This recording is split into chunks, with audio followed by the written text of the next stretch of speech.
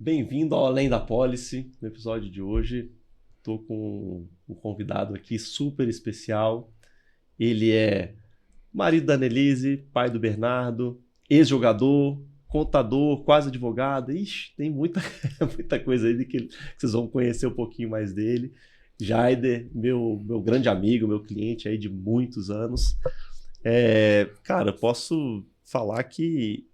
Eu não posso falar que te conheço desde que você nasceu, mas você pode falar que me conhece desde que eu nasci, né? Eu te conheço desde quando você nasceu. Desde quando você tá na barriga da sua mãe, eu te conheço. Então, Desde que eu tava... É verdade, cara. O Jaider, pra quem não conhece, era meu vizinho de frente, né? de A frente. casa A dele era casa de frente. exatamente em frente ao O AP bairro que eu morava. que eu morava, que eu nasci. Então, assim, a gente já se conhece desde sempre, no final Desde das sempre. contas, Tem né? mais de 40 anos isso aí. No meu caso, ainda não, né? Um pouquinho menos. Mas estamos Mas quase lá. quase Quase lá, 40. estamos quase lá. Mas e aí, vamos começar por essa parte principal aqui, que é pai do Bernardo, né? Sim. Hoje, de todo o seu currículo, eu acho que a função principal é ser o pai do Bernardo, né? Hoje, o Bernardo foi uma bênção, né? Nas nossas vidas. Foi um filho, assim, que foi muito esperado. E hoje a gente vive aí em função dele, né? E foi muito planejado, né? Eu lembro que desde que você casou e tal, sempre... E o legal, uma coisa que me chamava a atenção, que você já tinha o nome, você já tinha tudo, você ia em feiras e coisas de criança, de bebê, mesmo antes de estar grávida, né? Já comprava as coisas, já mandava Bordar. bordar o nome dele, né? Aham. E a Annelise ficava na pressão, mas se for Se for menina, menina, se for ainda tinha menina, eu isso. falei, não, mas eu sei que é menino porque sou eu que vou fazer, né? Então, e Você já tinha. logo que a gente fez a primeira tentativa, ela ficou grávida. Ah, E aí foi só alegria. Eu chorei caramba. horrores no dia que ela me Aham. contou. E hoje tá aí, né? Mas, e aí o legal, e essa história eu conto, pô, quem meu amigo já deve ter ouvido eu contar essa história alguma vez, de um tal, de um pai que era flamenguista, fanático e não sei o que lá, e mandou pintar o quarto do menino de rubro-negro, era roupa de cama, era toalhinha, era a bola do Flamengo, era tudo do Flamengo, e aí ele conseguiu acertar em tudo, poxa, no nome, tal menino, tarará, Flamengo, e aí de repente o menino nasce, adora futebol, opa, olha que beleza. Só que, detalhe pequeno, o menino vira atleticano, cara. Atleticano. Como é que foi isso? De onde você acha onde que você acha que deu errado aí o seu planejamento? Olha, quando ele nasceu em 2018, logo em Ah, 2019 o Flamengo foi campeão brasileiro, foi campeão da Libertadores. hum. E eu já tinha comprado camisetas todas para ele. Até que quando ele fez os 4 anos, ele E isso foi quando que ele fez 4 anos? foi em 2022. 22. Ah, E aí ele passou a torcer pro Galo. Virou atleticano fanático. E um dos motivos, quando perguntava-se para ele, ah. que era por causa da mãe dele, né? Só que a mãe dele nem é tão ligada em futebol assim. Pois é. Mas aí foi e quis E, virar e- atleticano. e assim, na verdade, e aí é legal da história também, porque você nasceu em BH mesmo, né? Nasci em BH. Pô, BH. A Annelise, sua esposa, também nasceu em BH e moraram a vida inteira em BH. Vocês Sim, mudaram para São Paulo depois de casar, certo? isso. Foi em 2000. Eu vim primeiro, mas depois a Que Annelise foi veio pra quando a cá. gente se reencontrou, que você veio, Isso, a gente veio na mesma época, né? isso, 2010. 2010. 9, 10. Você já começou. Aí eu mudei definitivo em É, 2012. isso. Mas, ou seja, a história de vocês é em BH, mas o Bernardo ele já nasceu em São Paulo, né? Ele é Então, paulista. ele é Paulista, paulista. paulistano. Paulista, paulistano. Poxa, os amiguinhos dele, a escolinha e tudo mais, é tudo paulista. Cara, você que é uma influência forte pra ele, companhia dele, pau, o ídolo dele ali, flamenguista fanático. E de repente ele vira. A família da mãe é muito atleticana também, né? Muito Tem isso. atleticano. E ele incorporou isso, E, né? e ele não é só, tipo assim, ele gosta mesmo, né, cara? Ele te pede camisa do Galo, ele pede Tudo pra do levar no Galo. jogo. Ele veste a camisa de outros times de fora, né? Aham. Liverpool, PSG, Manchester, mas o negócio dele é o Atlético. Agora, ele Aham. tá meio tendencioso a torcer pro Corinthians. Aham. Ele fala que aquele torce pro Corinthians no Rio vai torcer pro Vasco. Ou Ah, seja, ele é anti-Flamengo, tudo quanto é lugar. Né? Então, aí entra um pouquinho da provocação também, né? aí eu falo Aí assim, ele ó, quer, você ele quer quer. sofrer, né? Então, Aham. então torce pro Vasco, não é pro Vasco. É. Mas ele é tudo. E ao contrário de muitos que acham assim, eu incentivo ele, porque Uhum.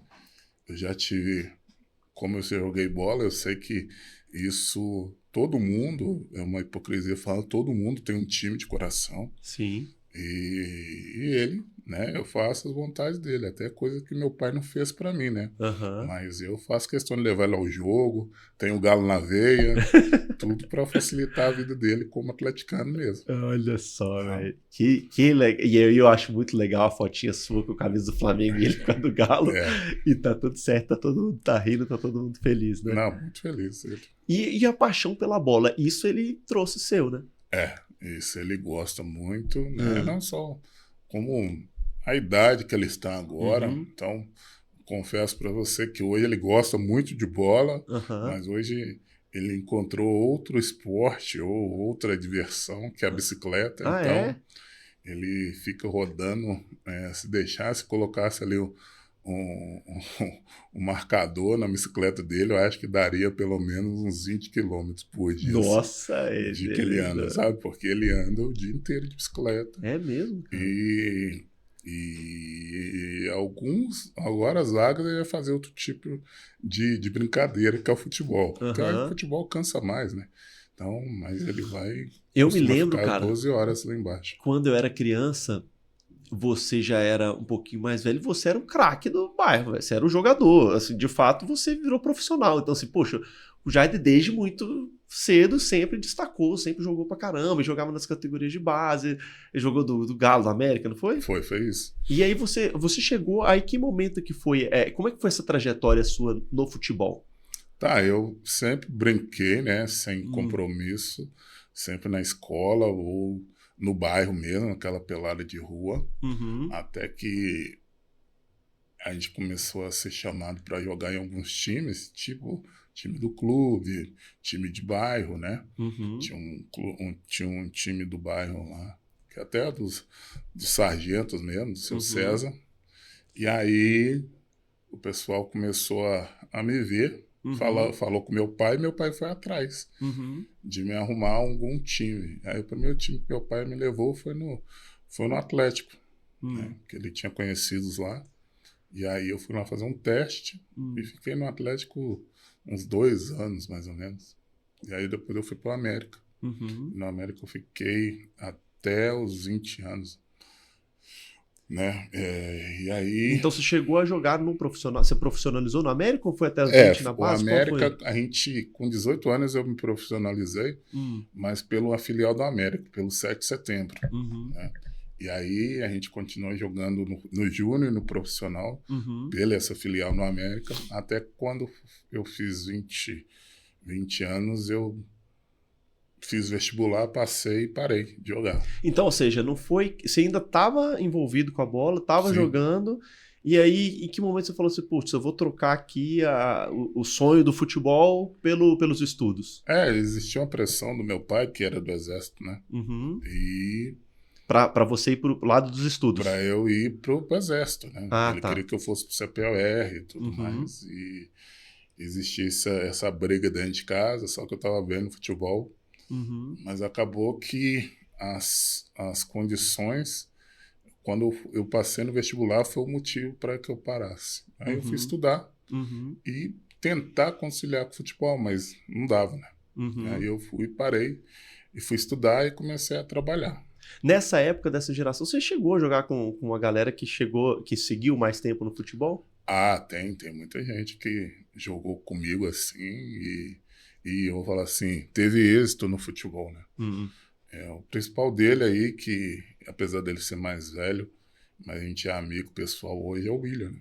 O William O William Capita. a gente conseguiu aí É fazer, mais do que jogar junto, ele é seu irmão, seu brother, assim, isso, tenho muito, uma né? gratidão enorme por ele. Aham. E teve outros, né, os conhecidos assim como o Dedê, o Lincoln, Uhum. né, o Mancini, Quem mais? É uma safra boa dessa época, né? Eu lembro de Gilberto todos Silva, eles. Poxa, Evanilson, é. Denis. Então, E tudo pelo América? Essa a galera, maioria tudo o pela América, América. revelava muito, É, revela até hoje é, muito jogador, né? e tem outros pelos outros times, tem, que aí mesmo a gente tem o Thiago Gosling, né, que é meu amigo também, pessoal, Uhum.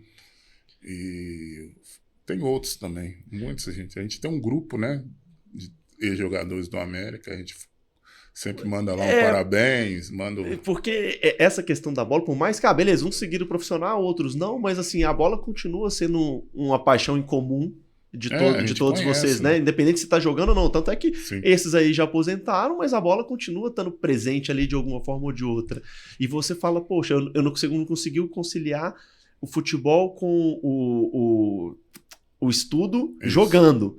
Mas depois, na sua profissão, você vira e mexe, você tá ali envolvido também com a bola em outros ramos Sim, de a gente tem atividade, assim, né? a gente sempre tem uma conexão, Aham. né, com a questão mesmo, a gente fala assim, fora de campo, né, com a questão de bola. Uhum. Muitos pensam ainda que a gente está trabalhando com questão de empresariar jogador, mas eu Uhum. tenho tantos amigos, nós temos tantos amigos que fazem essa parte que eu preciso passar para eles, entendeu? Aham. Então a gente gosta mesmo é de fazer a parte ali de captar jogador para fazer, cuidar do dinheiro dele, né? Na questão Uhum. do investimento, né? De fazer ali um trabalho de family office. Então é um trabalho muito mais voltado para essa parte aí de consultoria. Uhum. E aí, nessa época que você foi para faculdade, você fez contabilidade, né? Eu fui, parei, e aí eu fui fazer ciências contábeis, formei Uhum. em ciências contábeis, não pratiquei ali a profissão de contador de fato. Uhum. Depois eu fui fazer controladoria pela PUC Uhum. e depois eu fiz gestão de negócio pelo IBMEC. Uhum. Foi um curso muito bom que me abriu muitas portas quando eu me mudei para São Paulo. E aí, Daqui. e desde quando você fechou a contabilidade, acabou que você foi entrando num ramo da contabilidade que era um nicho de contabilidade dentro de escritórios de advocacia? Era mais ou menos uma questão de consultoria para estruturar a parte financeira, contábil de um escritório de advocacia. Uhum.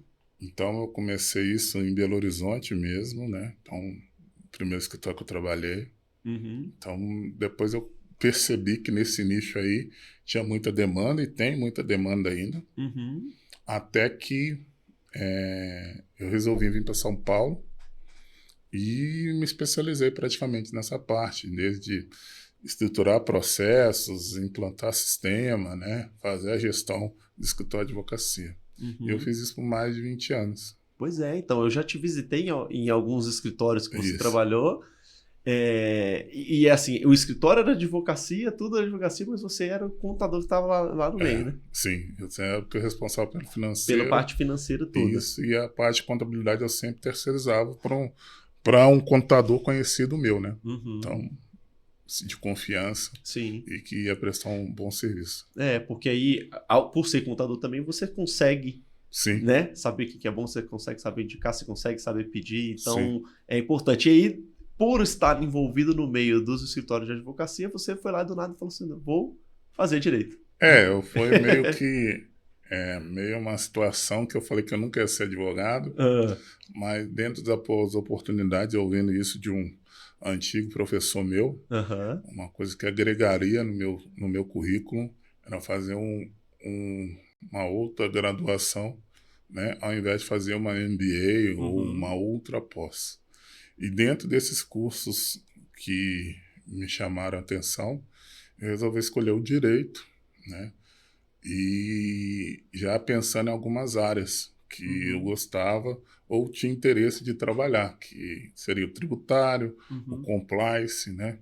E tem uma parte agora com o direito empresarial também, que tem me chamado muita atenção. Então, para me especializar ali na parte de intermediação de negócios e M&A. Então, o direito empresarial faz com que você analise ali os contratos, faça ali algumas demandas que necessitam aí de formalizações de negócios. Entendeu? Então, eu estou caminhando para esse lado. Aí, quando a gente eu lembro agora, cara, que falando um pouquinho do caso, até do nome do podcast aqui, que é Além da Pólice, né? Que, claro, a gente tem uma pólice aqui em comum, mas né, a gente já se conhece muito antes disso. E, inclusive, o curioso é que quando você se tornou cliente, você não se tornou cliente meu a princípio, né? Você tem a pólice muito antes de eu trabalhar com essa área, né? Isso, eu conheço a Prudential já desde 2007, Há mais ou muito menos. tempo, Então, porque em Belo Horizonte eu já tinha era... uma apólice pequenininha, mas tinha. Mas aí depois eu cancelei. E aí depois, quando eu vim para São Paulo, eu refiz. Foi até com uma life planner, através de uma indicação de um amigo meu. E aí depois ela saiu do Prudential e você passou a ser meu life planner. E olha para você ver quantas voltas, né, cara? Porque a gente se conhece desde sempre, aí depois quando eu venho para São Paulo, eu venho trabalhar em outra empresa, você também está trabalhando em outra, e aí de repente, no final das contas, o universo conspira e a coincidência diz que eu sou o seu life planner hoje, olha para você ver, né? Sim. E aí, de lá pra cá, a gente já fez, poxa, várias atualizações e vários... E antes, e você sempre foi um cara muito planejado, porque mesmo antes do Bernardo, você já é um cara que tinha algumas apólices, se preocupava em manter elas, você já tinha um pensamento de longo prazo, e que isso é uma coisa rara. Então isso eu achava muito legal, assim, de você já ter esse pensamento muito evoluído, assim, de longo prazo, e até mesmo antes do Bernardo. Claro, depois que nasce o Bernardo, muda o sentido das apólices, muda o direcionamento de algumas coisas, mas você sempre foi, né, esse cara. E aí, depois que eu entrei na Prudential e comecei a poder ser o seu consultor, ser o seu life planner, a gente veio fazendo várias adequações ali. E aí, tem um episódio fatídico aí, que é um belo dia, de repente eu recebo uma foto sua, uma selfie, na cama de um hospital. Você lembra desse dia? Lembro. Eu recebo só essa foto, sem nada, sem nenhuma palavra, sem nenhum áudio, e de repente, pá, uma foto na cama do hospital. Falei, o que aconteceu? Aí conta, o que aconteceu nesse dia aí? Nesse dia não tem como esquecer, né? Então, há um tempo antes disso acontecer, eu comecei a tossir muito, né? E até que eu fui ao médico, e o médico falou que isso era refluxo. Reflexo do resultado de um refluxo. Ele me deu um remédio e pediu para eu fazer alguns exames. E aí eu comecei a tomar alguns remédios. E nesse dia, eu sei que eu levantei muito cansado. Era um dia de semana ou um fim de semana? Foi na segunda-feira. Uma segunda-feira. Levantei muito cansado e eu fui tomar banho. Parecia que eu tinha corrido uma maratona, que eu estava super cansado. Mesmo assim, eu troquei de roupa e fui pro carro. Para andar no carro, para chegar até o carro, eu me senti muito mais cansado ainda. E aí eu vi que eu estava com dificuldade para respirar. Aí a Anelisa, minha esposa, desceu, olhou, aí eu voltei para casa. Detalhe, um parênteses importante, a Annelise, sua esposa, que é médica. Então você já teve um olhar, um cuidado já mais criterioso. E eu estava super cansado, e aí nós fomos para o HCOR. E aí a gente, chegando lá, elas acharam o primeiro diagnóstico que eu estava infartando. Só que eu tive uma embolia pulmonar. Então aí foram descobrir a causa só depois de 2 dias, através de um ultrassom, de uma trombose começou na perna e aí evoluiu, né? Está chegando no pulmão. E aí eu fiquei 4 dias no CTI e no UTI e mais 8 dias no quarto. Então, fazendo todos os exames, tudo. E comecei a tomar anticoagulante. E até hoje não descobriram a causa. Suspeitam que era por causa da vacina, mas não conseguiram comprovar. Mas, assim, você vai para o hospital nesse susto e, de repente, você sai de lá 13 dias depois. 13 dias depois. Não saiu mais, né? Você chegou, internou e já falava só daqui... Só podia sair curada. Depois que saísse, terminasse lá o coágulo que estava no pulmão, aí até desfazer tudo mais, mas, como diz o outro, mais 3 horinhas eu estaria aqui para estar contando essa história. Caralho, que baita susto, hein, É. Nossa, e depois que eu fui entender, né, e aí a gente falou bastante durante esse período, e assim, graças a Deus, né, dos males o menor, você tá aqui comigo e tá bem, foi um susto e foi tudo mais, mas eu me lembro nesse dia, e no final das contas, a gente conseguiu acionar o seguro rapidamente também por conta disso, teve a questão da UTI lá, que eles tiveram uma dúvida, que faltou uma informação de colocar que dia da UTI, mas eu fui atrás, no final das contas, até considerou o dia... Da internação. o dia da internação, o dia a mais lá, mas assim, foi uma coisa que esclareceu rápido, foi uma coisa que você pôde ter a experiência de... É a experiência que ninguém quer ter, mas é uma experiência que, no final das contas, traz um conforto, né? Traz um alíviozinho, fala, poxa, eu precisei e pude receber. E do meu lado, assim... É o que eu sempre falo, assim, eu fico muito satisfeito em poder correr atrás e poder ajudar, porque no final das contas é isso, a gente tem que estar ali pronto para poder, no momento mais incerto, no momento de fragilidade, poder trazer esse alívio aí, né, cara? Porque é um sustão, assim, que... Eu não desejo isso para ninguém, não. Exatamente, então assim... A proposta do seguro é justamente para isso, né? Na hora que você precisar, você tem bem atendido. Só teve depois uma contrariedade, né? Mas em relação, pelo grau no grau do que eu tive, eu achava que eu tinha direito a algum valor a mais, como indenizado, mas pela regra não teria.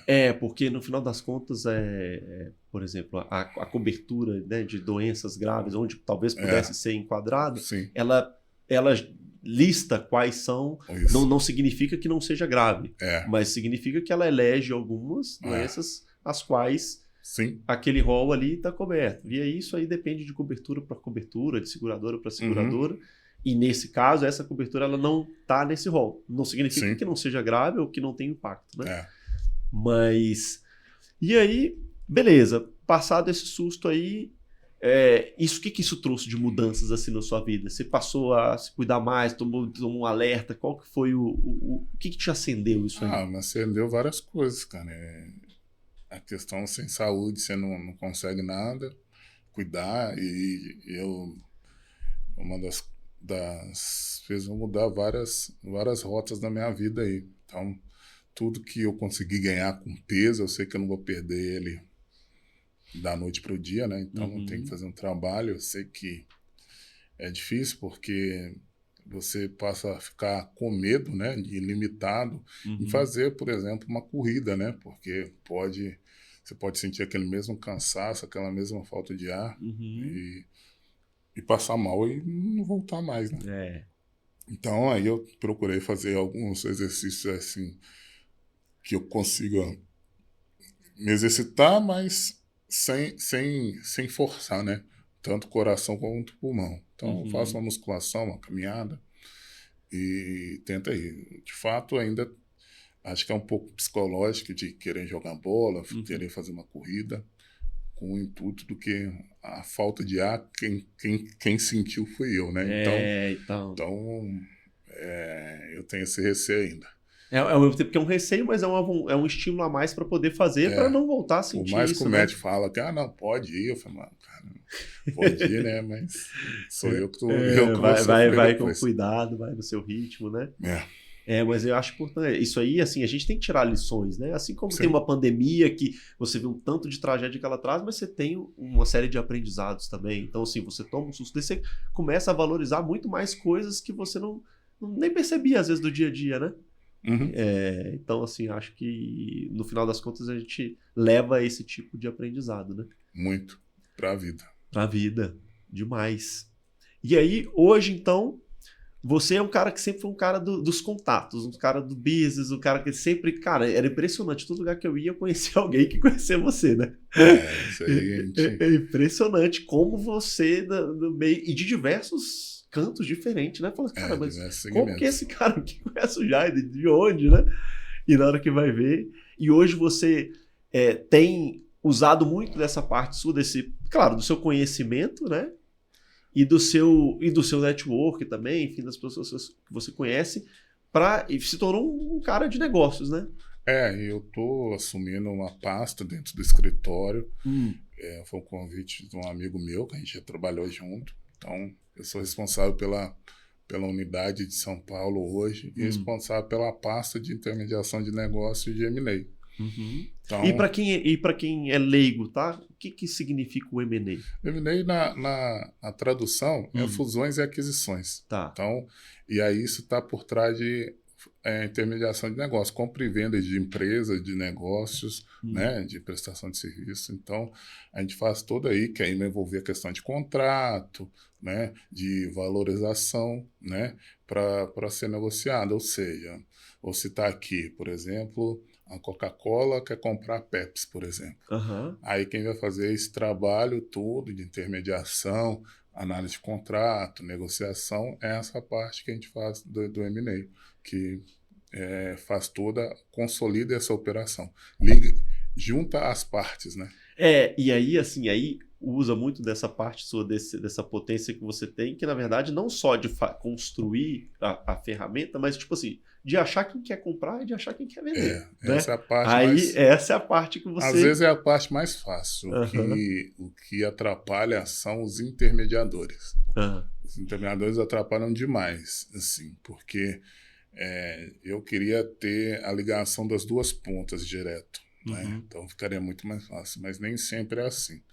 E às vezes por causa de comissionamento, por forma de valores, o negócio não sai por causa dos intermediadores. Então, inclusive, agora eu estou tendo um problema justamente isso.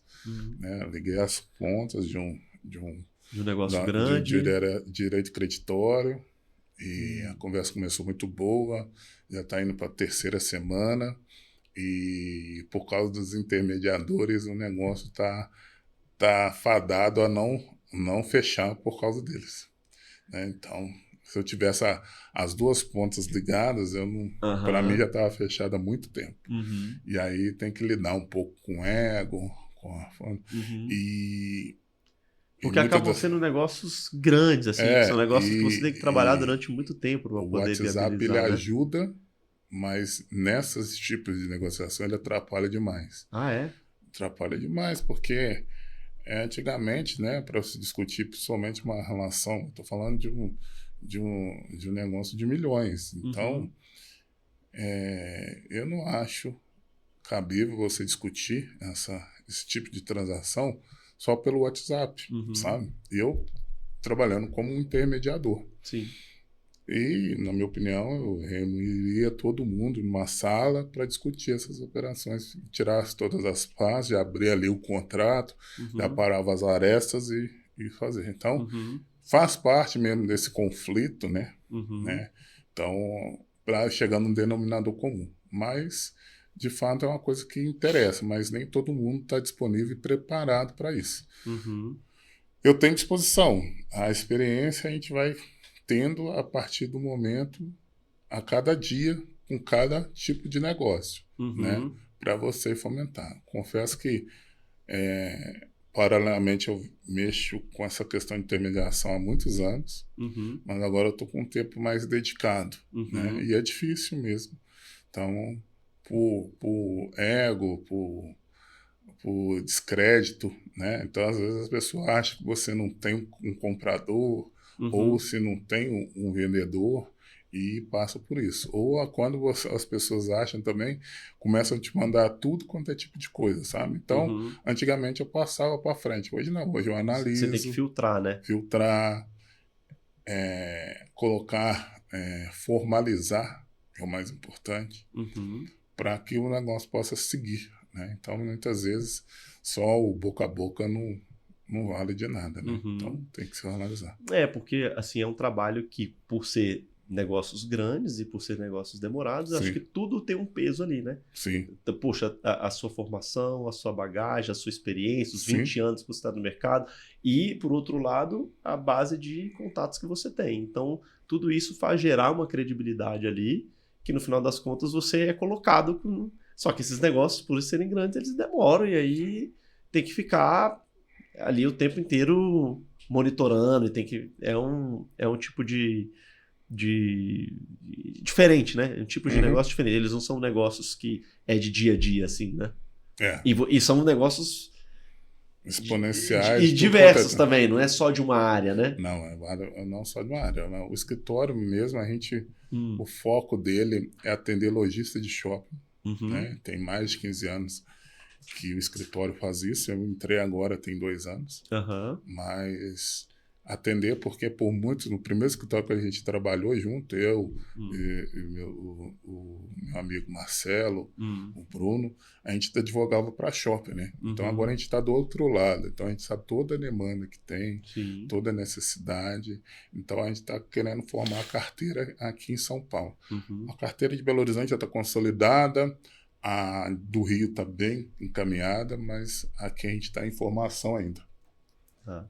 E aí, então, eu sempre vejo você participando de eventos, viajando no interior de São Isso. Paulo e tudo mais. Então, é nesse meio aí também dos shoppings e tudo mais, essa demanda, né? Para isso, para a gente fomentar, porque existe ali o primeiro contato, para quando houver a necessidade, a pessoa lembrar de você e aí a gente começar a atender, né, com proposta, né, para atender a demanda que o cliente necessita. Então, Uhum. é um trabalho de formiguinha Não, mas é e de legal, mas assim, resiliência. isso, e aí quanto mais pessoas que você vai conhecendo, quanto mais áreas você vai entrando, é igual ao meu trabalho também, né? Porque Sim, eu sempre estou envolvido com pessoas de diversas áreas e sempre, quando você está imerso nisso aí, você acaba identificando oportunidades e que você, aos poucos, isso vai gerando negócios, enfim, vão gerando outras conexões também, né? sim. Mas, Jaider, aí pulando do lado profissional para o lado pessoal, hoje o que é o que você gosta, assim, poxa, parou de trabalhar, eu já sei um pouquinho do que você vai responder, que eu acho que eu já sei, mas o que você gosta de fazer assim quando não está no trabalho, quando não tá... Hoje, quando eu não estou trabalhando hoje, assim, eu, particularmente, final de semana, eu gosto de curtir meu filho hoje, Eu né? sabia que ia falar, Hoje, papai coruja, não hoje eu tem sou jeito, né, velho? 100% para ele. Então, Aham. ele tem, apesar dele já ter a turminha dele e tudo, mas ele se sente seguro eu estando perto dele, né? Ou pelo menos no mesma área que ele. Não falo que é o mesmo ambiente, não, que ele manda eu sair, porque Ah, os é? outros coleguinhas, os pais não estão perto, Aham, mas é 100% para ele. Então, aham, a gente, hoje, o lugar que a gente mora hoje proporciona isso. aham. Então, a gente chega a ficar quase 10, 12 horas lá embaixo, brincando, andando de bicicleta, jogando bola, É. nadando. Então, para ele, é, uma diversão. É legal É, pra caramba, né? é, Assim, e eu que acompanho desde antes ele nascer, e ele nascer, e como que vem se cumprindo isso, né? O paizão que você se tornou, o paizão que. Isso é muito legal de ver, assim. Eu acho. essa parte é comigo. E como que a conexão de vocês é massa também, né? É, É legal como que vocês combinam, como que vocês se dão bem, como que sim, vocês são amigos, né? Apesar é. da idade e tudo mais, como tem assunto e como são Eu amigos. falo que a prioridade dele é a mãe dele, mas quando ele não tá com a mãe, eu sou a prioridade dele, né? Essa hierarquia aí não tem jeito. Essa E hierarquia para as coisas, geralmente acontece, tá? e pro lado de diversão, né? O lado da brincadeira, aí É. ele vem mais pro meu lado, eu sou mais maleável. Aí, Entendi. A Annelise é mais jogo duro, né? isso primeiro, só que a gente vai criando, né, uma conexão. Sim. Primeiro tem que fazer exercício, né? Tem que fazer o para casa. É, E aí ele vai é nessa. o dever de educar aí. Mas hoje assim, eu não consigo fazer alguma coisa, até fica difícil para mim hoje querer fazer uma coisa para mim, né? Porque eu sempre penso nele primeiro. E quando ele tiver mais velho, assim, e estiver assistindo esse vídeo aqui, que recado que você deixaria pra ele, assim, pra gente Ah, finalizar aqui? Eu falo que o Bernardo é a minha vida, eu amo ele demais. É meu filho. A cara até muda quando tá falando dele, eu né? sou um pai coruja, assim, a razão. Eu até brinco que fica difícil ter outro filho, porque... Pra dividir, pra assim. dividir, mas eu faço tudo por ele, então espero aí, daqui a uns anos, ver ele uma pessoa com caráter, formado, com uma profissão, que ele escolher, né? Então, que eu possa dar todo o suporte para ele. E aqui, pra gente encerrar aqui com chave de ouro, que mensagem? Aí tô falando mensagem, tá? Mas pode ser uma indicação de um livro que você leu, que você gostou, que te impactou. Pode ser um trecho de uma música que te represente, que você se identifique. Pode ser uma frase mesmo, ou um recado final ali que simboliza muito aí quem que é o Jaider, o que são os seus valores, o que você acha legal.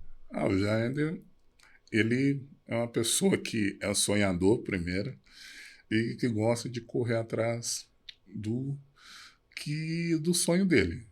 Então, até hoje, em questão de conquistas, né?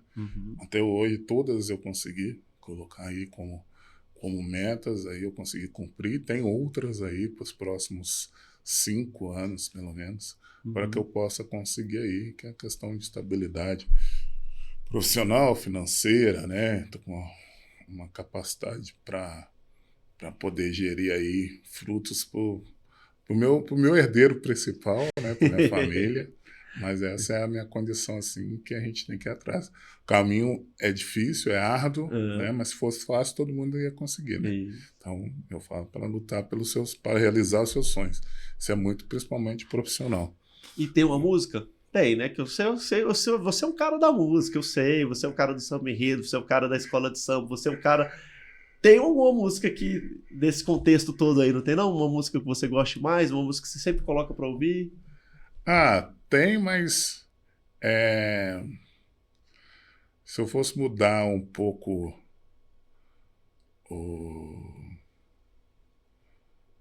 o repertório, né, do samba, seria uma música do Thalles. Ah, é? É do Thalles? Thalles Roberto. Que agora, deixa eu ver como é que... É recente? Não, é antiga a música dele. Eu nasci para te chamar de Deus, eu nasci para te chamar de Pai. Sim. Então, um louvor muito bonito. Então, um louvor dele, assim, pelo tempo, assim, que eu falo de conquista, eu gosto de ouvir. Boa.